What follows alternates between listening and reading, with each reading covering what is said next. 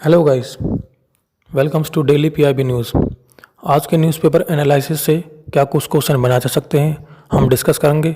आज के current affairs question, प्रत्येक क्वेश्चन के लिए आपको 4 ऑप्शन दिए जाएंगे और आपके पास 10 सेकंड का समय होगा।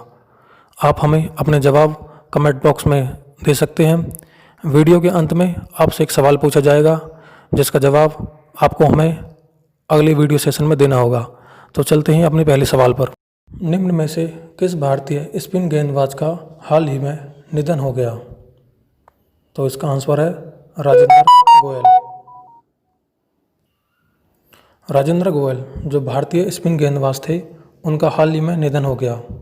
उनके नाम रणजी ट्रॉफी में सबसे ज़्यादा विकेट लेने का नाम रिकॉर्ड दर्ज है। इसके अलावा उन्होंने प्रथम श्रेणी मैचों में 750 विकेट लिए हैं। उन्होंने अपने जीवन में कोई एक दिवसीय या अंतर्राष्ट्रीय टेस्ट क्रिकेट मैच नहीं खेला।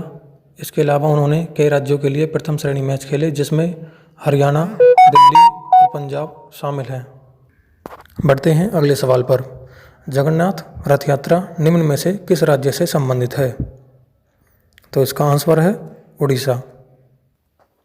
उड़ीसा के पुरी में प्रत्येक वर्ष श्री जगन्नाथ रथ यात्रा निकाली जाती है।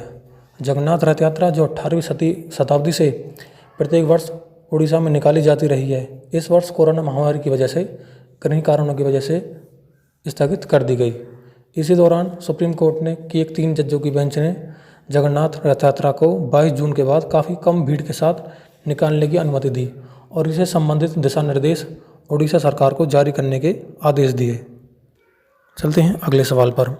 सेंकाकू आइसलैंड निम्न में से किस देश से संबंधित है? तो इसका आंसर है जापान। हाल ही में सेंकाकू आइसलैंड काफ़ी चर्चा में रहा। इस आइसलैंड को लेकर चीन और जापान के बीच में काफ़ी मतभेद रहा, क्योंकि चीन काफ़ी लंबे समय से इस पर अपना दावा करता रहा है।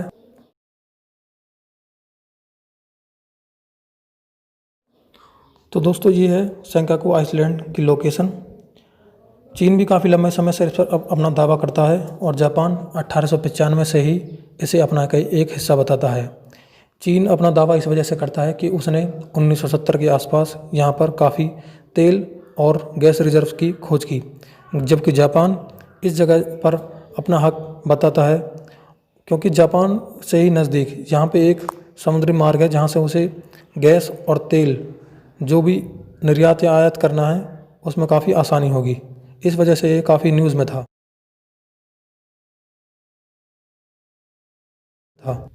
तो बढ़ते हैं हमारे अगले सवाल पर।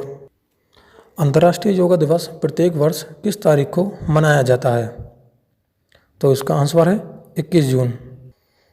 अंतर्राष्ट्रीय योगा दिवस जो प्रत्येक वर्ष 21 जून को मनाया जाता है, साल 2015 से लगातार इसी तारीख को मनाया जाता रहा है, क्योंकि उस दौरान साल 2014 में यूनाइटेड नेशन जनरल असेंबली के द्वारा अंतर्राष्ट्रीय योग दिवस को मान्यता दी गई और उसके 50 से ही 21 जून को प्रत्येक वर्ष योग दिवस मनाया जाता रहा है। प्रत्येक वर्ष अंतर्राष्ट्रीय योग दिवस की कोई ना कोई थीम होती है। साल 2020 के लिए इसकी थीम थी yoga for health and yoga at home. बढ़ते हैं अपने अगले सवाल पर। जल जीवन मिशन निम्न में से किस मंत्रालय के अंतर्गत आता है? तो इसका आंसर है जल शक्ति मंत्रालय। दोस्तों, जल शक्ति मंत्रालय के अंतर्गत जल जीवन मिशन चलाया गया एक इनिशिएटिव था। जल शक्ति मंत्रालय जो साल 2019 में ministry of water resources, river development and Ganga rejuvenation and ministry of drinking water and sanitation को मिलाकर बनाया गया। जल शक्ति मंत्रालय का प्रभाव श्री गजेंद्र सिंह शेखावत संभालते हैं। चलते हैं अगले सवाल पर। तो दोस्तों, ये सवाल आपके लिए कल के लिए है। निम्न में से किस देश ने अपने आप को हाल ही में कोरोना मुक्त घोषित किया है? आपको हमें अपना जवाब कमेंट बॉक्स में देना होगा। बाकी किसी भी तरीके की करंट अफेयर से रिलेटेड वीडियोस के लिए आप हमें कमेंट बॉक्स में कमेंट कर सकते हैं। हम उस टॉपिक पर आप वीडियो बनाने की कोशिश करेंगे। और किसी भी तरह के अपडेट्स के लिए सब्सक्राइब कीजिए हमारा चैनल डेली पीआईबी न्यूज़।